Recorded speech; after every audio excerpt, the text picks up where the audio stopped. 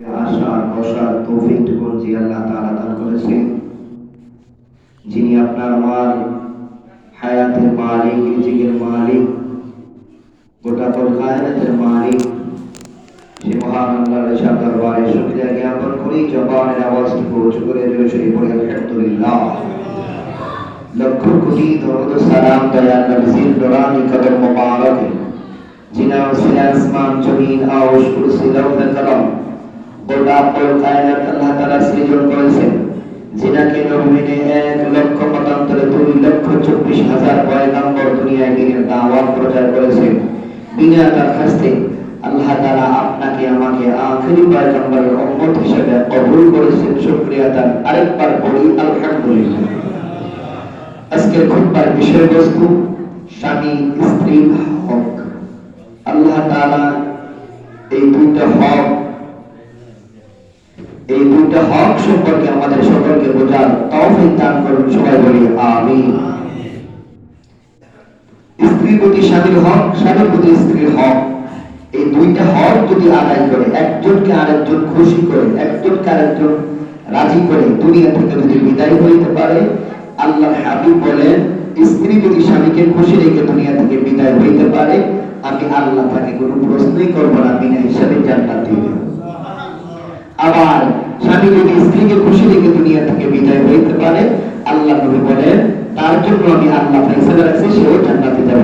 সুবহানাল্লাহ। তাহলে আল্লাহ তাআলা এই কথাগুলো আমাদেরকে হকের সম্পর্কে সংক্ষিপ্ত কিছু কথা আমাদের সকলকে বোঝার তৌফিক দান করুন। সবাই বলে আমিন।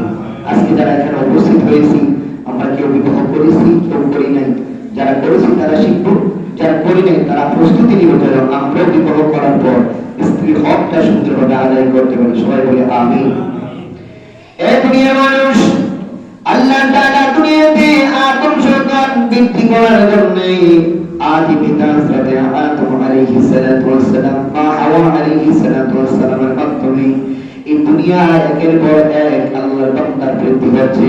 এই দুনিয়ায় আসার পর কিভাবে আল্লাহ তাদের মাধ্যমে দুইজন মানুষের মাধ্যমে কিভাবে একটা করে মানুষ বৃদ্ধি করে, এক একজন করে বৃদ্ধি করে। হযরত আদম সফিউল্লাহর যুগে তার দুইটা সন্তান হইতো, একটা ছেলে একটা মেয়ে। এইভাবে করে বিবাহ শাদী হইতো।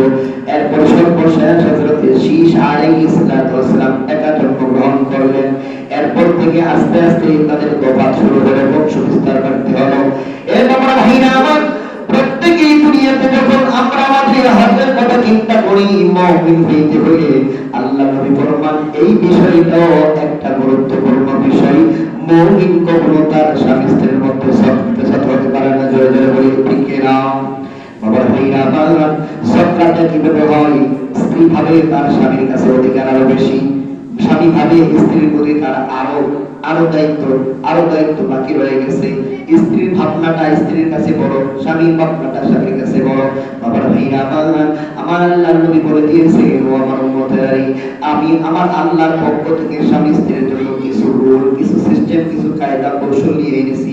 সেগুলো তোমরা জানিয়া দুনিয়াতে জীবন যাপন করো। আল্লাহ তাআলা দুনিয়া ও আখিরাতে তোমার আমার জন্য শান্তি নসিব করে দিবে। সবাই বলি আমিন।